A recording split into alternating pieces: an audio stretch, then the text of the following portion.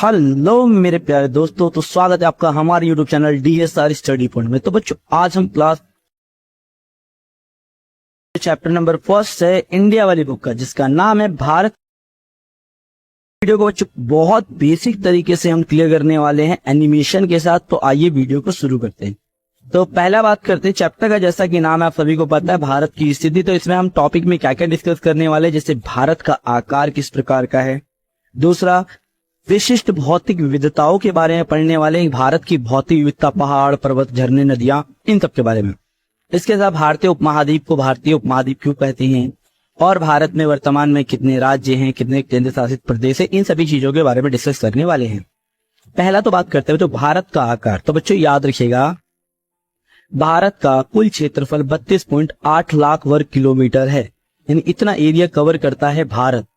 इसके साथ साथ भारत की उत्तर से दक्षिण तक की दूरी, यानी श्रीनगर से कन्याकुमारी की दूरी कितनी है बच्चों, 3214 किलोमीटर है। और गुजरात से जैसे पूरब से पश्चिम तक की जो दूरी है बच्चों, वो 2933 किलोमीटर दूरी है। ये भारत का उत्तर से दक्षिणी यानी देशांतरी और अक्षांशीय क्या है बच्चों, विस्तार है। अब बात करते हैं पृथ्वी के बारे में। देखो बच्चों, पृथ्वी को दो भागों में काटने वाली रेखा को कहते हैं भूमध्य रेखा, और उसके ऊपर जो लाइन है उसे कहते हैं कर्क रेखा, और उसके नीचे जो है बच्चों उसे कहते हैं मकर रेखा।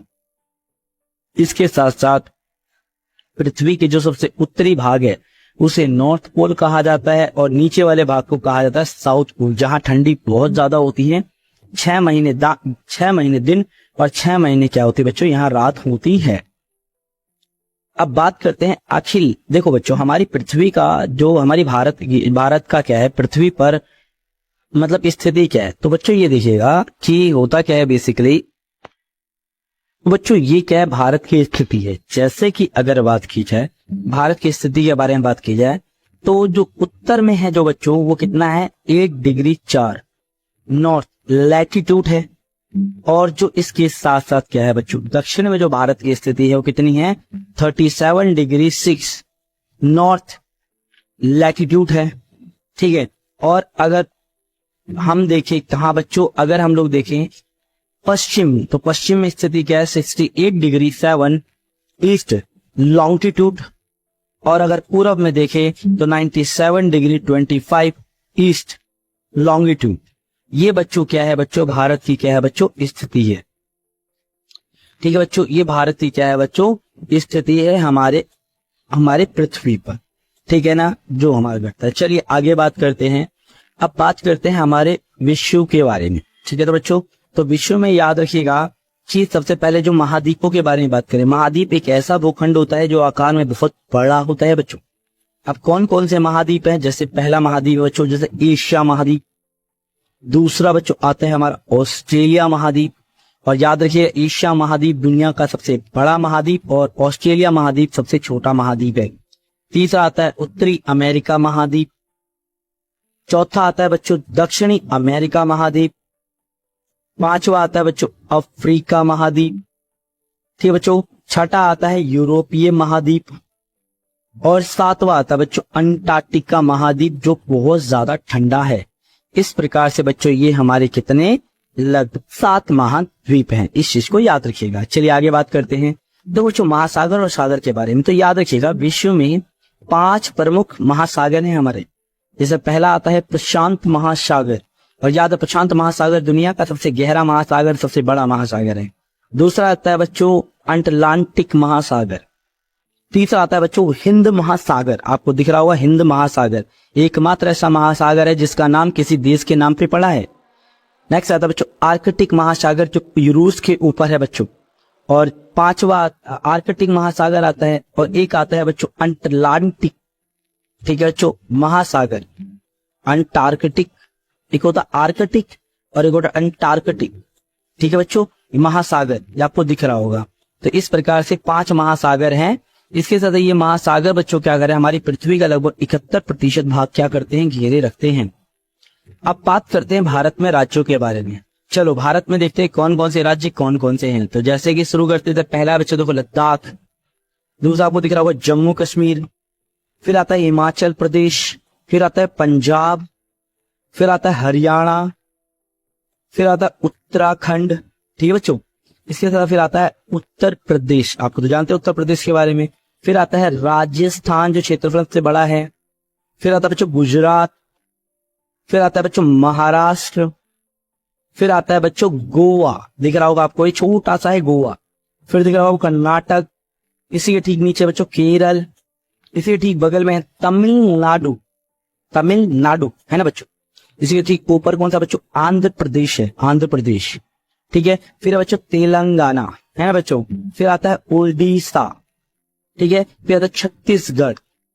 फिर आता है बच्चों मध्य प्रदेश, जो बीच में आपको दिख रहा होगा मध्य प्रदेश। इससे बगल में देखो बच्चों झारखंड। फिर आता है पश्चिम बंगाल, ठीक है बच्चों। फिर आता है आपका बिहार।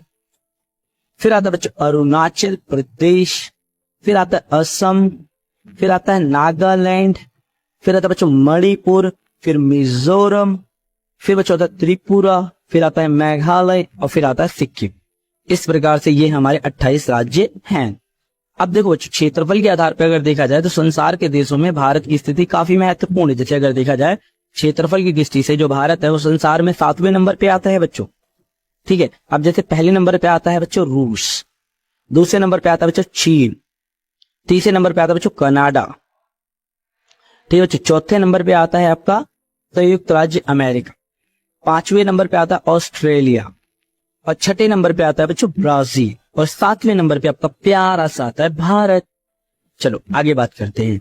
देखो बच्चों अगर कर्क रेखा से देखा जाए हमारी पृथ्वी के बीच से होकर गुजरती है कर्क रेखा। अब कर्क रेखा से कौन कौन से राज्य गुजरते हैं ये जरा देख लेते हैं। तो बच्चों कर्क रेखा से गुजरने वाले राज्य कौन सा है, जैसे गुजरात, राजस्थान, मध्य प्रदेश, छत्तीसगढ़, झारखंड, पश्चिम बंगाल, त्रिपुरा, मिजोरम। ये बच्चों भारत के राज्य हैं जो कर्क रेखा से गुजरते हैं, ठीक है बच्चों। तो ये था बच्चों इस वीडियो का फर्स्ट पार्ट, जो बेसिक पार्ट था, मैंने आपको समझाने की कोशिश करी है।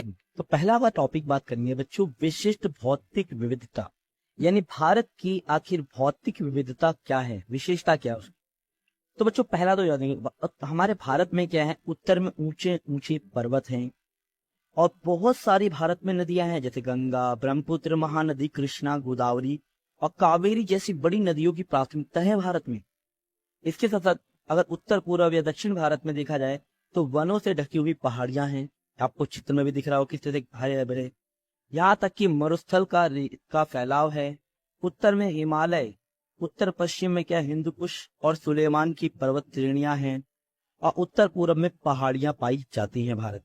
इस प्रकार से हम कह सकते हैं भारत एक भौगोलिक या भौतिक विविधता वाला देश है। जिस प्रकार की विविधता आपको भारत में देखने को मिलेगी बच्चों वो कहीं भी देखने को नहीं मिलेगी। अब बात करते हैं आखिर उपमहाद्वीप कहते किसे। तो बच्चों उपमहाद्वीप का मतलब क्या होता है कि भौगोलिक दृष्टि से क्या होता है बच्चों, भौगोलिक और सांस्कृतिक और आर्थिक दृष्टि से क्या होता है, जो अन्य महाद्वीपों से क्या होता है अलग पहचान रखता है, उस भूभाग को हम क्या कहते हैं, उपमहाद्वीप कहते हैं। जब भारत को आपने देखा भारत अन्य महाद्वीपों से अलग है कि नहीं है, तो इसीलिए भारत को क्या कहा जाता है, उपमहाद्वीप कहा जाता है। अब बात करते हैं भारतीय उपमहाद्वीप में सम्मिलित देशों के नाम कौन कौन से हैं। जैसे उत्तर में कौन सा है बच्चों, पाकिस्तान है, ठीक है ना। उत्तर पश्चिम में, उत्तर में कौन सा है बच्चों, नेपाल है, ठीक है। और आपको दिख रहा होगा उत्तर में भूटान है, पूरब में बांग्लादेश है और मध्य में हम क्या है, हमारा प्यारा सा भारत है। अब बात करें हिंद महासागर को हिंदुस्तान महासागर क्यों कहा जाता है, तो बच्चों याद रखिएगा भारत को हिंद अर्थात हिंदुस्तान के नाम से भी जाना जाता है और यही एकमात्र महासागर है जिसका नामकरण किसी देश के नाम पे हुआ, हिंदुस्तान यानी हिंद महासागर। पश्चिम एशिया और पूर्वी एशिया के बीच हिंद महासागर के तट पर भारत की स्थिति काफी ज्यादा महत्वपूर्ण है। इस महासागर के उत्तरी छोर पर स्थित भारत की जो तट रेखा है बच्चों वो किसी भी देश की तट रेखा से अधिक लंबी है। मतलब भारत की तट रेखा अन्य देशों की तट रेखा से क्या है, हमारी लंबी है। अब बात करते हैं हिंद महासागर के शीर्ष पर भारत की केंद्रीय स्थिति क्यों महत्वपूर्ण है। तो बच्चों देखो महत्वपूर्ण क्यों है, तो पहला तो याद रखना, देखना बच्चों मैं तो आपको थोड़े पढ़ो, देखो महत्वपूर्ण भारत के बारे में बता देता हूँ। उत्तर में आपको दिख रहा होगा पाकिस्तान, अफगानिस्तान, फिर पाकिस्तान, पश्चिम में हमारे अरब सागर, पूरब में है बच्चों बंगाल की खाड़ी, ठीक है ना। ये दोनों ही सागर है जहाँ अधिकांश नदियां प्रवाहित होती है। फिर आपको देखने को मिलेगा बांग्लादेश, है ना बच्चों। तो आपको देखने को मिलेगा, क्या मिलेगा बच्चों, बांग्लादेश देखने को मिलेगा। बांग्लादेश से बगल देखिए म्यांमार है ना बच्चों। फिर बंगाल की खाड़ी है, फिर अरब सागर है, फिर आपको लक्षद्वीप दिख रहा होगा, अंडमान निकोबार है, श्रीलंका है, भूटान है, और नीचे क्या है बच्चों, हिंद महासागर है। इस तरीके की भारत की क्या है बच्चों स्थिति है। अब मध्य एशिया में जो होता क्या है बच्चों, चीज का फायदा क्या है, तो पहले आपको देखो, मध्य एशिया में हिंद महासागर के शीर्ष पर भारत की केंद्रीय स्थिति क्या करती है, पश्चिमी में हम लोग क्या करते हैं, इससे व्यापार कर सकते हैं, है ना। वहीं दूसरी ओर अफ्रीका, पश्चिमी एशिया, दक्षिणी Asia, Japan, Australia, New Zealand, America आदि देशों से हमारे व्यापारिक संबंध स्थापित करने में काफी ज्यादा महत्वपूर्ण है। आप चित्र में देख भी सकते हो। इस प्रकार हम कह सकते हैं हिंद महासागर में वास्तव की भारत की एक तरीके से वरदान है, भारत के लिए क्या है बच्चों, वरदान है। अब बात करते हैं भारत की लंबी तटरेखा के लाभ। भारत की जो तटरेखा है वो लंबी है, इसके लाभ के। तो पहला क्या है बच्चों, बंदरगाहों के विकास के लिए अनुकूल दशाएं हैं, यानी बंदरगाह यानी पोर्ट या पत्तन स्थापित किए जा सकते हैं। रोजगार बड़ी मात्रा में सृजन किया जा सकता है। इसके साथ साथ व्यापार के लिए उपयोगी जलमार्ग उपलब्ध कराती है ये समुद्री जो आपकी तटरेखा है बच्चों। अफ्रीका की औद्योगिक दृष्टि से जो यूरोप के विकसित क्षेत्र होते हैं ना बच्चों, और संपन्न पश्चिमी एशिया की दक्षिणी पूर्वी एशिया के देश, चीन, विकसित उद्योग वाले जापान, ऑस्ट्रेलिया, संयुक्त राज्य अमेरिका के पश्चिमी तट को जोड़ने वाले पार महाद्वीप महासागरीय जलमार्ग भारत से होकर ही क्या करते हैं, गुजरते हैं। तो आप देख रहे हो इन सभी देशों से व्यापार करने से पहले हमें भारत से गुजरना पड़ेगा इन सभी देशों को। तो इस तरीके से भारत की स्थिति काफी ज्यादा महत्वपूर्ण पड़ जाती है। अब बात करते हैं भारत के सबसे पूर्वी भाग अरुणाचल प्रदेश और सबसे पश्चिमी भाग गुजरात में स्थानीय समय में अगर 2 घंटे का अंतर देखा जाता तो ऐसा होता क्यों है। तो बच्चों देखो, अरुणाचल प्रदेश और गुजरात के बीच लगभग 30 डिग्री अर्थात 2933 किलोमीटर का देशांतरी अंतर है, मतलब दूरी है, ठीक है बच्चों। और याद रखिएगा, सूर्य को एक देशांतर से दूसरे देशांतर में जाने में कितना समय लगता है बच्चों, 4 मिनट। तो अरुणाचल प्रदेश 30 डिग्री पर है, तो 30 डिग्री इंटू 4 कितना हो जाएगा बच्चों, 120 मिनट अर्थात 2 घंटे का समय लगता है। इस तरीके से हम किसी भी क्षेत्र का टाइम निकाल सकते हैं। तो ये तो बच्चों इस चैप्टर का कंप्लीट पार्ट। अगर वीडियो अच्छी लगी हो, इन्फॉर्मेटिव लगी हो, प्लीज बच्चों वीडियो को लाइक, शेयर एंड सब्सक्राइब जरूर करें। धन्यवाद, मिलते हैं नेक्स्ट वीडियो के साथ।